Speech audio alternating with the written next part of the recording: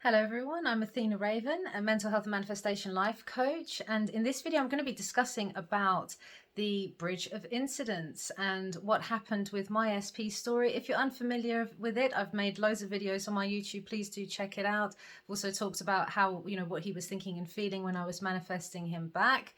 And I've talked about my situation and all the obstacles I had to face and how I shifted that old story, how I changed his assumptions on me, and how I worked within myself and my self-concept work to attract a new loving relationship with my SP, essentially against all odds and all obstacles. So please do check that out, and hopefully will inspire you on your SP manifestation journey. Please do click on the like button and hit the subscribe as well to help this channel to grow, and I really do appreciate you being here. If you would like to know more about one-to-one coaching, which I do offer, my email is in the description. Reach out to me and I'll be more than happy to help you. So in this video, I'm going to talk about that bridge of incidents, that crazy bridge that we all seem to be passing, that I get a lot of clients and people coming up to me in my social media, my TikToks or Instagram, YouTube, and they're often saying about, oh, I'm not getting the desired results, or, oh, my SP has come back, but they're just talking about a friendship at the moment. What do I do? And, how do you know if the bridge of incidents is panning out the way that it should be? How do you know that you're on path for your manifestation coming to fruition? So I hope this video will help you. But I'm going to share my experience and the crazy way in which me and that SP that I refer to in my previous videos, how we finally got together, how our bridge of incidents occurred. Now, I would say to people, if you've impressed the unconscious mind correctly, like you've had your end scene, and I've talked about what it's like to live in the end, how you should imagine your end scene. It doesn't need to be long, can be a couple of minutes, can be a few seconds, but it is enough that you have played it over and over in your state akin to sleep, and you've impressed the unconscious mind, and you feel that it feels natural, it feels like it's done, you feel like that desire has been satiated, you don't feel like you need to keep doing it anymore, you've dropped that desperation, you've let go of the lack mentality, and you just know it is a given, and you feel within your heart all these other shifts.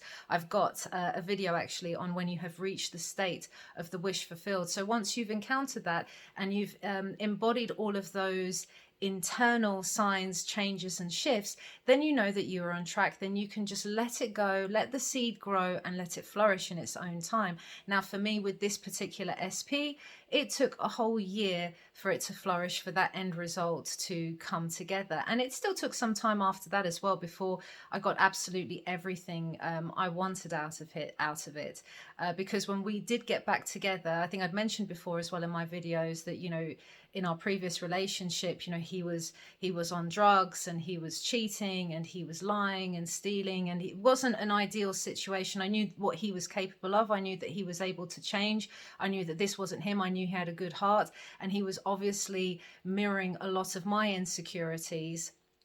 And it came out with things like drug addiction. So suddenly I wasn't a priority anymore. It came out in cheating. So all of my worries and angst with my low self-esteem and thinking, oh, he's going to meet someone better. And oh, is he attracted to this person?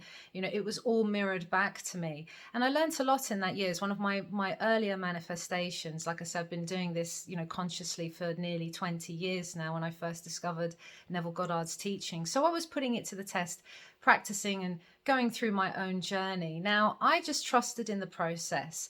I kept on. I would actually see external signs. With the law of assumption, really the signs are internal, but I would see external signs. Loads of ones, 111s, 222, so numerical signs. I would see his name everywhere as well, and I would get this gut feeling like, it's coming, I know it is a given, and I was able to get on with my life. And I just used any external signs as a positive. Even my dreams, if they had shifted to a more positive setting, rather than me and him arguing, which used to be the case, then I was like, yeah, I'm embodying now, and I'm living in the end scene. I'm living in the end, and I feel fine, I feel good, I feel calm and content and happy.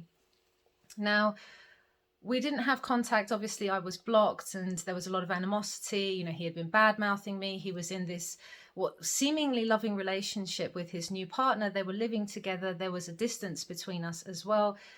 He was living about 2 hours away from me. And, there was no chance of me seeing him or bumping into him. Now, if I had really been affected by the 3D, if I started to get really impatient, if I didn't fully embody what was going on with the process and trust in my assumptions, then I would have had that temptation here and there to be like, you know what, it's been 8 months. I'm going to reach out to him and just test the waters. I didn't do any of that. And I know that some of my clients and some people on my social media have suggested, like, shall I reach out? Or I've reached out to them today and, I haven't been, they haven't responded. They've still blocked me, or they're still angry at me. So they're still mirroring it. How long does it take for it to change, for them to mirror my assumptions? Remember, we don't have control over the how, the why, the when. It's just about knowing what that end goal is. That's the only thing that we have control over, is saturating our mind and our emotions with the end scene and leaving it up to fate. So it did take quite a few months, because we had all this animosity and there was all these obstacles, and I was very aware of the obstacles in the beginning. I was constantly, it was like, oh, a third party, and hearing from his family, he's bad mouthing me, and there's the pictures on social. So I had to block myself away from all of that and really hone in on my imaginal work and keep focused on the end goal, the 4D, rather than being triggered by the 3D. And so allowing that to just kind of happen and come to fruition as and when it was right. And I just knew in my heart, I had a gut feeling. And I always say, if you've got a gut feeling, go with your gut feeling, go with your gut instinct. It is never, ever wrong. So I just had it in my gut. It's going to happen. It's going to happen, definitely, Now, he eventually reached out to me. It was weird. I think I got like an email, and I couldn't, it was kind of nonsensical as well. As at the time, I think he had gotten back heavily into drugs while he was in this relationship, and they kept having arguments. He would end up out on the streets. And I don't know, this email kind of freaked me out. It made no sense. But I was like, okay, I've had the contact, this is the bridge of incidents. And it was not a smooth sailing process, but it was fascinating how it all came together. And it baffles me as well to this day. But anyway, I got that email. So we kind of had a bit of communication again. Then that sort of broke down. Then the third party then started to contact me. It was very, very bizarre. And first up, it would be like, keep away and he's not interested. And then it kind of shifted to, she was reaching out to me and saying, he's a mess and I don't know what to do. And he's doing this, he's doing that. He's back on drugs. It's affecting my home life. I'm stressed. Really odd. I was like, why are you coming to me for advice on this? This is really bizarre. And I'd kind of play it cool with all of this. I try not to react too much to it. I just labeled it as a positive thing. Lines of communication have been opened. Now she's trying to, I don't know, get me on side or whatever this process was, but I didn't, again, attach too much meaning to it. And with my SP, I was like, well, what, we're talking again. Okay, it was email. I still didn't have his phone number. I don't know if I was still blocked from his phone or he changed his phone number at this point. So it was really, really bizarre. Then, a few times he would arrange that he was going to come and see me. He was like, I'm going to come see you. I'm going to get a car. I'm going to come up with my friend. He didn't really have a license at this point, but I know that he didn't really care. But he would be like, I'm coming up with my friend and coming up to London. So I'd be like, okay, and I'd wait, sort of like, looking forward to seeing him. But then also having these inner doubts that he would even turn up. And of course, he never did. And he made this promise quite a few times. Now, again, I could have been really disheartened by this. I could have been like, what the hell is going on? My manifestation isn't working. But I just kept on saying to myself, this is the bridge of incidents playing out. I trust in what I have implanted in my unconscious mind. I trust that it's going to happen the way that it should. I trust in the process. This is good. This is positive. Again, attach a positive meaning to it. Don't react to it too much. So I wasn't getting the communication and the lovingness and the loyalty and all the rest of it. I wasn't getting any of that yet, not completely, but it was coming in stages. So then eventually he manages to come up and he spends an evening here in which, we were talking, we were catching up. It was very nice. He was, he wasn't great in himself. He was still on drugs at this point. I was like, this isn't really how I intended. I don't want the old relationship. I've been manifesting a new relationship where you're clean, sober, we're together and you are loyal to me. You're treating me like, with respect and love. And it is a relationship of codependency. It's not just me all the time paying out for things, supporting you. I didn't want that situation. But of course, there he was, still kind of, in that mindset, still, he was starting to reflect my assumptions about missing me, loving me, having more recurring thoughts about me, all those assumptions that I held on to. But as a person, he still exhibited some of those problems that he had. And I realized that, my assumptions of him needed still maybe some work and needed to just kind of firm those up a little bit. So, I would occasionally go into my imaginal acts and just reaffirm those assumptions and just strengthen them in my mind. Anyway, that evening, so he stayed and nothing, happened, nothing like that. But, the next day I drop him off at the station. He goes back to her. I end up being blocked again. I end up being denied any sort of contact access. I'm reaching out. I'm like, what the hell is going on? I thought that was it.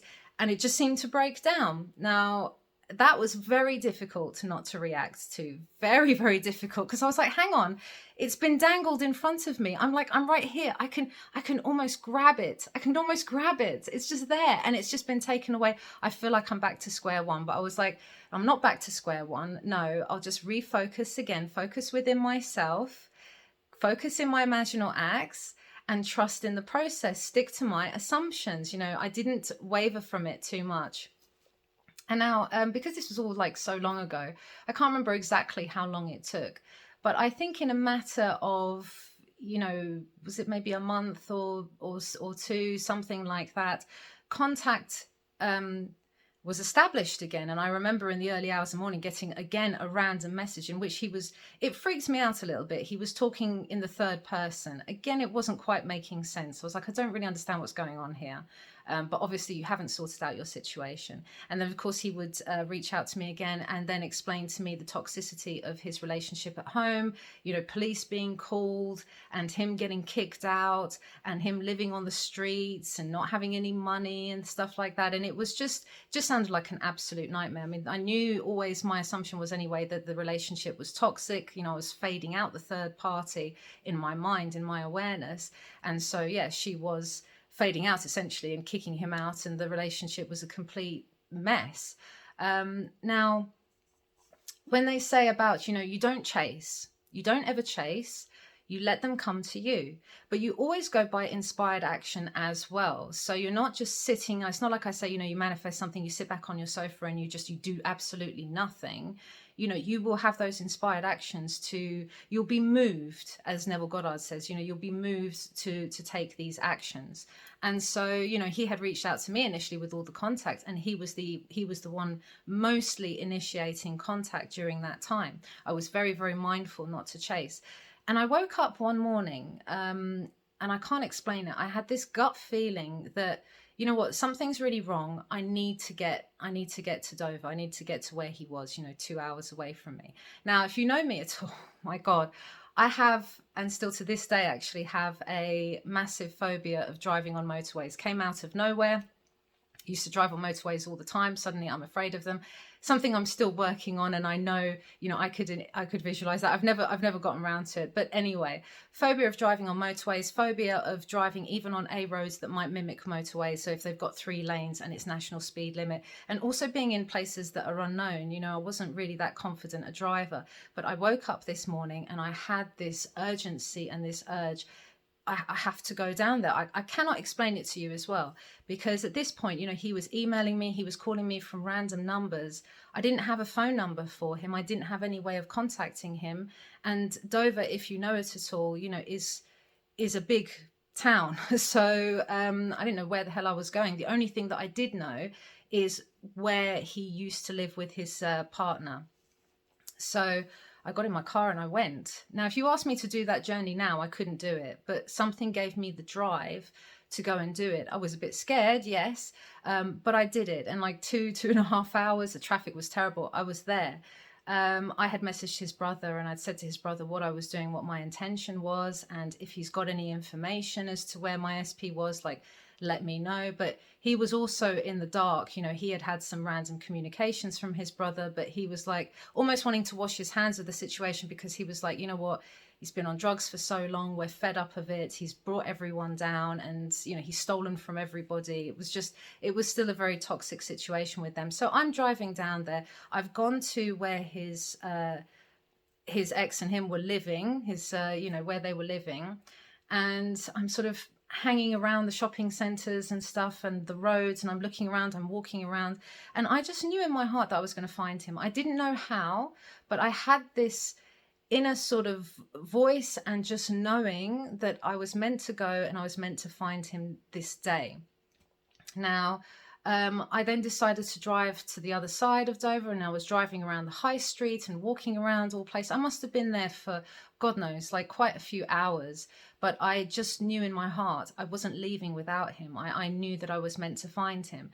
Then his brother had tipped me off about another sort of area that he could have been staying. You know, some friends had taken, well, not even friends, but people had taken him in again who were involved in drugs and stuff. And he had apparently crashed there for a couple of nights. So we didn't know exactly where this was, but I went to this particular area.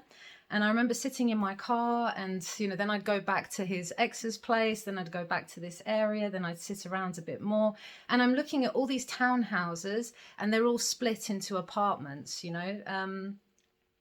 And it's weird.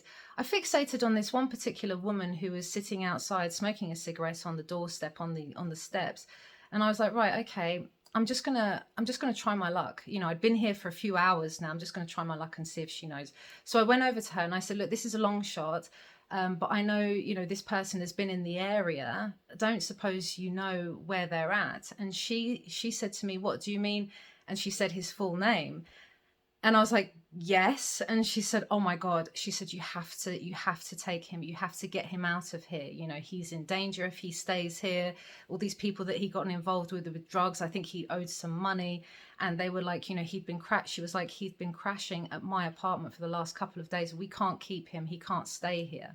You know, he's been staying on the streets and that, but he's currently out with my boyfriend, getting pizza or something like that. So I was like, oh my God, you know, what are the chances? That's so weird. So I went with her and we found my SP, and needless to say, he was in a rough state. So I bunched him in the car, and that evening I took him back to town. I got him sorted, living with his cousin, set him up on a drug like methadone program as well, so he had support to get off the drugs too, and could be medicated so that he could be weaned off the heroin and all of that. It was just a nightmare. And so he started to change and that, but needless to say, it was very, very turbulent, because it wasn't smooth sailing. It wasn't like, oh, we're back together and it's loving and it's wonderful. You know, he still had to get through the drugs. He still had to get through the mourning of his old situation. And I got frustrated. I got impatient. I was like, my God, you know, this is just taking ages. But I also had to remember that, no, this is all part of it. This is how it's meant to come together. And so after a while, it did. And, you know, he got himself clean, he got himself sorted, he put on weight, became healthy, you know, wanted to get a job, get his driver's license, and just everything that I had wanted from him, you know, everything that my assumptions embodied. You know, he became that ideal boyfriend. And like I say, we're still best friends to this day. You know, I mean, after a few years, you know, I had changed my goals, my desires, and I wanted to end the relationship.